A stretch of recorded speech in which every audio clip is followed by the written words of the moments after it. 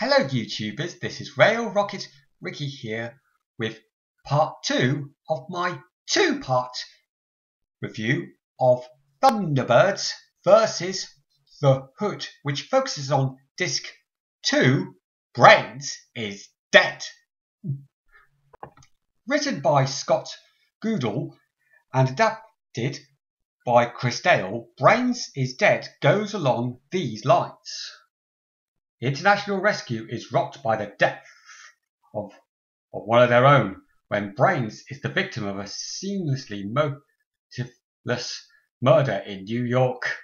But before the team have a chance to come to terms with this loss, they find themselves facing an all-out attack against Tracy Island. Their oldest enemy is about to make a devastating move against them, and amongst his new allies is a very familiar face. Well, what starts off as a simple mission for Scott to take Brains aboard Thunderbird 1 to Hiram Blake's opticians in downtown New York turns out to be something quite nasty. Brains arrives at his favourite opticians, only to be attacked by some thugs and placed in a chair wired up to the mains, which the high voltage leaves him for dead.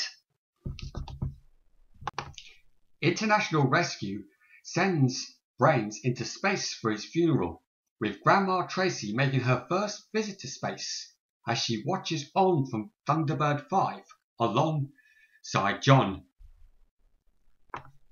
However, things are not what they seem to be, as some henchmen collect Brains' coffin and take it to the Hood's temple, where the Hood revives Brains, who was never dead in the first place, but just in a state of suspended animation.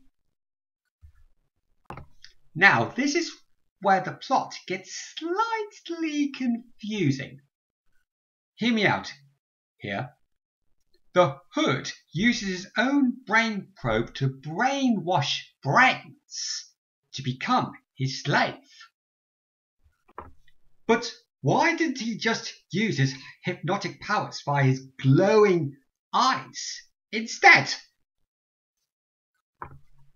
Anyway, carry on with the story. Brains, under the Hood's control, enables the Hood to carry out a devastating attack on Tracy Island with his own army of henchmen using 2 assault craft.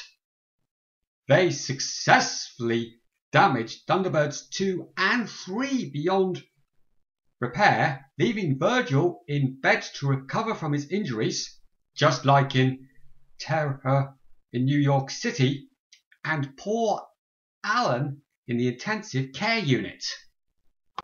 Lady Penelope, visiting Tracy Island with Parker, helps Jeff tackling the henchmen, but they soon leave the island with a warning from the Hood. Happily, however, Scott was able to launch Thunderbird 1, and likewise,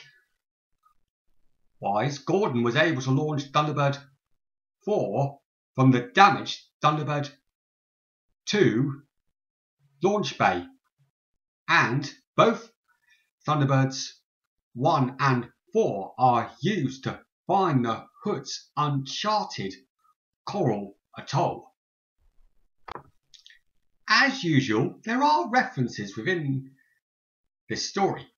At the very start, Jeff mentions the events of the perils of Penelope by reminding Scott that he borrowed Thunderbird 1 for his vacation. And talking of Thunderbird 1, according to Scott, its instruments registering a bomb is a reference to the stately Holmes robberies, one of the 3 50th anniversary episodes. Also, Lady Penelope reveals that she was formerly a Girl Guide, where she was taught first aid.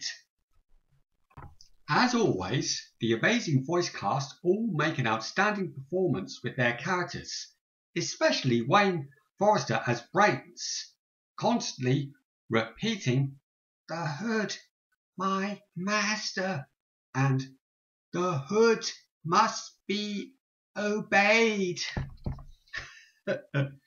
Brains is Dead is quite literally Thunderbirds versus the Hood, with the latter making this devastating attack on Tracy Island.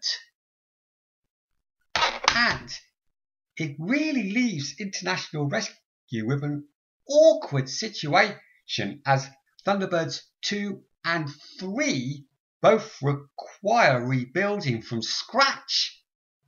Looks like no heavy duty rescues for a while, nor any space rescues for that matter. And how long will poor John have to stay stuck aboard Thunderbird 5?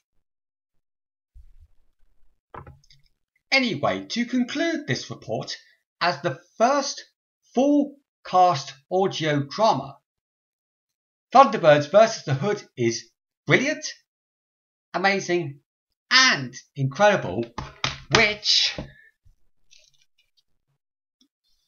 really brings two Thunderbirds comic strips of TV Century 21 to life. Also, this audio book is dedicated to the memory of Matt Zinnerman, the voice of Alan, Tracy and other guest characters. God bless him. This is Rail Rocket Ricky sign off. FAB.